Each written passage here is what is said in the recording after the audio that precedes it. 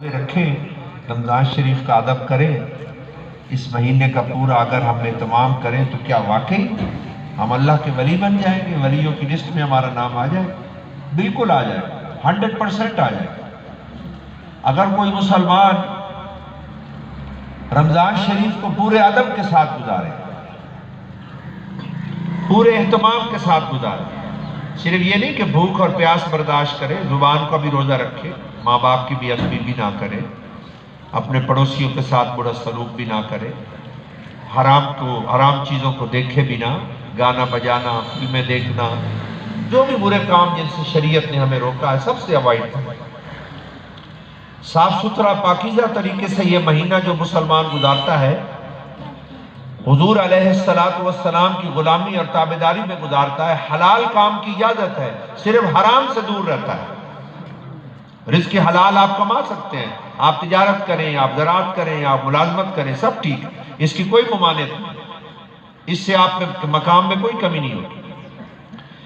तो पूरे अदब के साथ जो रमज़ान शरीफ का महीना पूरा कर लेगा, अल्लाह ने कुरान में लिख दिया है, रमज़ान शरीफ बाद में मुकम्मल होगा, अल्लाह के वलियों की लिस्ट में उसका पहले नाम आएगा। तो आप कहेंगे जी किस तरह आदमी अल्लाह का वली बन जाएगा अगर रमज़ान शरीफ का अदब करे जैसे ये कुरान मजीद में लिखा हुआ है? उसकी रीज़न क्या है, वजह क्या है? उसकी वजह आपको अर्ज़ करता हूँ। उसकी वजह ये है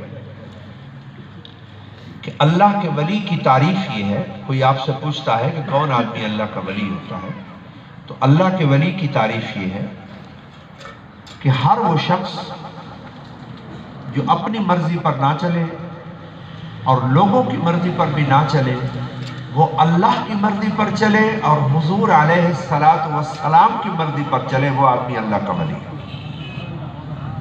हर वो आदमी अल्लाह का वली है, चाहे किसान हो, बेशक खेती बाड़ी करता हो, कोई बात नहीं, वो काश्तकार भी अल्लाह का वली है जो अपनी मर्जी पूरी नहीं करता, अपने यारों और माहौल को फॉलो नहीं करता कि मेरे यार इस तरह सोचते हैं, मेरे यारों का ये माहौल है, उनकी ये बातें हैं, मुआशरा यूं कहता, नहीं, वो सोसाइटी को फॉलो नहीं करता, वो हिंदुओं के तरीके पर नहीं चलता, ईसाइयों के तरीके पर नहीं चलता, वो अपने दिल की मर्जियां पूरी नहीं करता, वो माहौल को फॉलो नहीं करता, वो क्या करता है? अल्लाह की मर्जी पूरी करता है, हुजूर अलैहिस्सलातु वस्सलाम की मर्जी पूरी करता है। हर वो आदमी जो अल्लाह की मर्जी पूरी करे और प्यारे नबी की मर्जी पूरी करे, वो आदमी अल्लाह का वली है। दुकानदार है फिर भी अल्लाह का वली है। लोग कहेंगे भाई ये दुकानदार है, लेकिन वो दुकान के ऊपर अपनी मर्जी पूरी नहीं करता, वो कोई धोखा नहीं करता, वो कोई फ्रॉड नहीं करता, वो कोई मिलावट नहीं करता, वो अल्लाह से डरता है। वो ये नहीं करता कि और मुल्क की चीज़ें हों उनके ऊपर और लेबल लगा के बेचता हो, इस तरह का वो काम नहीं करता। वो ये नहीं करता कि भाई अगर सादा आदमी सामान लेने आ गया है उसको घटिया चीज़ें दे दी, 2 नंबर चीज़ें दे दी। जैसे मैं कभी दवाई लेने के लिए किसी सादा आदमी को भेज देता हूँ, ऐसे बिल्कुल सादा आदमी होता है, उसको वो 2 नंबर दवाई दे देते हैं, तो फिर मैं उनको दोबारा किसी आदमी को भेजता हूँ और कागज़ के ऊपर लिखता हूँ कि ये आपने मेहरबानी फरमाकर इस कंपनी की ओरिजिनल दवाई भेजी है, तो फिर वो असली दवाई देते। तो भाई पहली मर्तबा क्यों नहीं असली दवाई दी? क्योंकि वो जो आदमी लेने गया था वो सादा था और वो दुर्वेश टाइप आदमी था, मस्कीन आदमी था। तो उन्होंने जब उसका चेहरा देखा तो उन्होंने कहा इसके साथ तो बेईमानी करनी चाहिए, इसके साथ तो फ्रॉड करना चाहिए, इसके साथ धोखा करना चाहिए।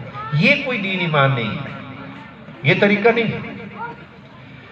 दीन ईमान ये है कि भाई आदमी जो लेने आया है वो मस्कीन है या वो आदमी पढ़ा लिखा है, देने वाले के दिल में खौफ खुदा हो कि मैंने अल्लाह को राजी करना है, हुजूर अलैहिस्सलातु वस्सलाम को राजी करना है, मैंने आखिरत बनानी है। ये आदमी जितना भी मस्कीन है मैंने फ्रॉड नहीं करना, ये मस्कीन है, अल्लाह तो मस्कीन नहीं है जिसने मेरा हिसाब लेना। ये जो लेने आया है ये अनपढ़ है, अल्लाह तो सब देख रहा है, जो मालिकुल मुल्क है, जिसने मेरा डिसीजन करना है, फैसला करना है, वो वहदहु ला शरीक रब्बुल आलमीन, कितनी शान वाला है। तो दुकानदार भी अल्लाह का वली हो सकता है। कैसे होगा वो मैंने अर्ज कर दिया, अपनी मर्जी पर ना चले, अल्लाह की मर्जी पर चले, प्यारे नबी अलैहिस्सलाम की मर्जी पर चले। इसी तरीके से सरकारी मुलाजिम भी अल्लाह का वली हो सकता है। وہ یہ نہ سوچے کہ مجھے اختیار مل گیا ہے اور میں اس کرسی پر بیٹھا ہوں اور میں لوگوں کو ذلیل کر سکتا ہوں اور لوگوں کو پریشان کر سکتا ہوں اور میں لوگوں کو ایسے بہت سارے دن چکر لگانے پڑیں گے کہ وہ مجبور ہو جائیں گے. اس طرح وہ نہ سوچے. وہ یہ سوچے کہ اللہ نے مجھے یہ کرسی دی ہے، یہ سب منصب اللہ کے ہیں، یہ امتحان کے لیے اللہ نے مجھے بٹھایا ہے، یہ اللہ کے بندے ہیں، میں نے زیادتی نہیں کرنی، کسی کا نقصان نہیں کرنا، میں نے اللہ کو جواب دینا ہے. اگر میں یہ غلط طریقے سے ڈیل کروں گا مجھ سے اللہ بھی ناراض ہوگا، پیارے نبی علیہ السلام بھی ناراض ہوگا کہ میں نے اپنے منصب کا غلط فائدہ اٹھایا، میں نے اپنی کرسی کا غلط فائدہ اٹھایا، میں نے اللہ کی مخلوق کو پریشان کیا. تو جو آدمی جہاں بھی بیٹھا ہے، جو بھی اس کا فیلڈ ہے، اگر اس کے اندر وہ اللہ سے ڈر رہا ہے، وہ کام کرتا ہے جس سے اللہ کی رضا ملتی ہے، وہ کام کرتا ہے جس سے حضور علیہ السلام خوش اور راضی ہوتے ہیں، وہ آدمی جہاں بھی ہے وہ اللہ کا ولی ہے. اس لیے بات کر رہا ہوں کہ روزے دار کیوں اللہ کا ولی بن جاتا ہے، کس وجہ سے اللہ نے قرآن میں لکھا کہ تم ادب سے روزے رکھو تم میرے ولی بن جاؤ. اس وجہ سے اللہ کا ولی بن جاتا ہے کہ روزے دار جس نے پورے ادب سے روزہ رکھا ہے وہ اپنے شوق پورے نہیں کرتا، وہ اپنی خواہشات اور مرضی پوری نہیں کرتا، وہ اللہ اور اس کے پیارے حبیب صلی اللہ تعالیٰ علیہ وآلہ وسلم کی مرضی پوری کرتا ہے. جیسے ہماری مرضی یہ ہوتی ہے کہ ہم 7 بجے ناشتہ کریں، 8 بجے، یہی ہمارا کلچر ہے، ہماری برادری کا بھی یہی طریقہ ہے، پوری قوم ملت کا یہی طریقہ ہے.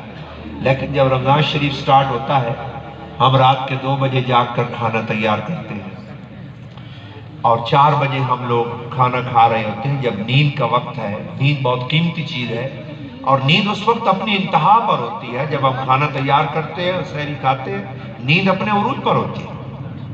کوئی آدمی اس کو کہے کہ بھئی یہ تو آپ کے کھانے کا وقت نہیں ہے، آپ کی برادری کا بھی یہ ٹائم نہیں ہے، پاکستان کا بھی یہ ٹائمنگ نہیں ہے، انڈیا کی یہ ٹائمنگ نہیں ہے، آپ اس وقت کیوں جاگ کر یہ اہتمام کر رہے ہیں؟ تو وہ ایمان والا جواب دے گا کہ میں اپنی مرضی کا پیروکار نہیں ہوں، میں اپنی مرضی پر نہیں چل رہا، میں لوگوں کی مرضی کا پابند نہیں ہوں، میں اللہ کی مرضی کا پابند ہوں اور حضور علیہ السلام کی مرضی کا پابند ہوں. مجھے انہوں نے آرڈر دیا، میں ان کے فرمان کو پورا کر رہا ہوں. اسی طرح یہ افطاری کے وقت آپ دیکھیں جب عصر کا وقت ہوتا ہے تو ہم کافی ویک فیل کرتے ہیں، کمزوری ہمیں محسوس ہوتی ہے. بلکہ گرمیوں میں تو ایسا ہوتا تھا کہ ہم لوگ اتنے کمزور ہو جاتے تھے عصر تک پہنچتے پہنچتے کہ پیر ادھر رکھتے تھے جاتا ادھر تھا پاؤں، پھر کسی دیوار کو پکڑ لیتے تھے میں کہیں گر بھی نہ جائیں. اتنے کمزور ہو جاتا ہے، رنگ بھی پیلا ہو جاتا ہے بندے کا. اس دفعہ تو رمضان شریف میں وہ حالت نہیں ہوئی کیونکہ سردیوں میں آ گیا. لیکن کیوں، کیا وجہ ہے کہ کمزور ہو گیا ہے؟ گھر میں کھانا بھی ہے، پانی بھی ہے، گھر بھی اپنا ہے. کیوں نہیں وہ عصر کے وقت کھانا پینا شروع کرتا؟ کوئی اسے کہتا تیرا اپنا گھر ہے، کوئی پولیس تو نہیں پکڑ رہی، کس کا ڈر ہے تجھے؟ تو وہ ایمان والا جواب دے گا مجھے پولیس کا ڈر نہیں ہے، ابھی عصر کا وقت ہے، یہاں میرے گھر میں کھانا پانی بے شک موجود ہے، لیکن میں اپنی مرضی پر نہیں چلوں گا، اللہ کی مرضی پر چلوں گا، حضور علیہ السلام کی مرضی.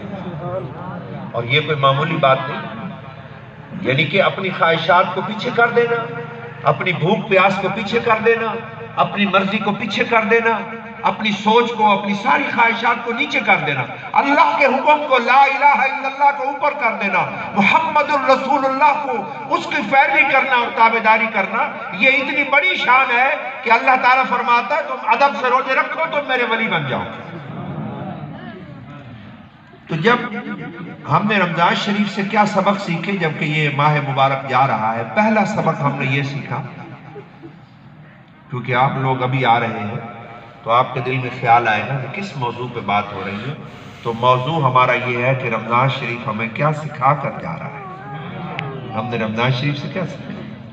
بہت قیمتی سبق پڑھا کے جا رہا ہے. پہلا سبق ہم نے رمضان شریف سے یہ سیکھا ہے کہ ہر وہ شخص جو اپنی مرضی پوری نہ کرے، ماحول کی مرضی پوری نہ کرے، اللہ کی مرضی پوری کرے، حضور علیہ السلام کی مرضی پوری کرے، وہ انسان عالی شان ہے، وہ اللہ کا دوست ہے، وہ اللہ کا ولی ہے، وہ مقرب ہے، اس کو بخش دیا جاتا ہے، اس پر بے حساب رحمتوں کا نزول ہوتا ہے، اور وہ اس دنیا کے اندر بھی عظیم ہے اور آخرت کے اندر بھی اللہ کا مقرب بنتا ہے. پہلا سبق یہ پڑھا. دوسرا سبق بہت شارٹ میں عرض کر رہا ہوں. دوسرا سبق ہم نے رمضان شریف سے یہ پڑھا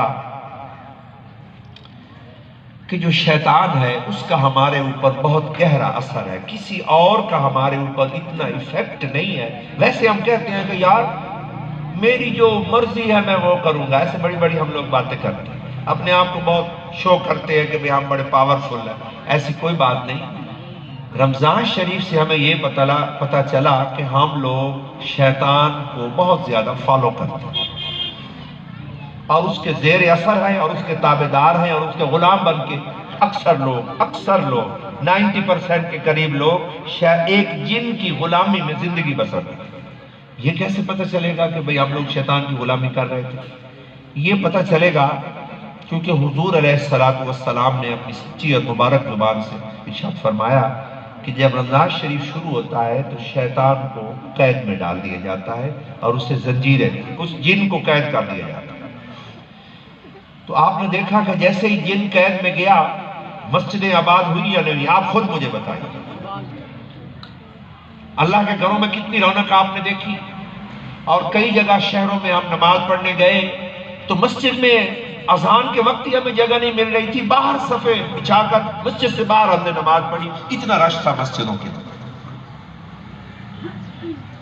تو یہ جو مسجدیں آباد ہوئیں، رات کو ایمان والے آئے، کوئی رو رہا ہے، کوئی استغفار کر رہا ہے، سحریاں ہو رہی ہیں، افطاریاں ہو رہی ہیں، اور بہت زیادہ لوگ اللہ کی راہ میں خرچ کر رہے ہیں، ایک ماحول بنا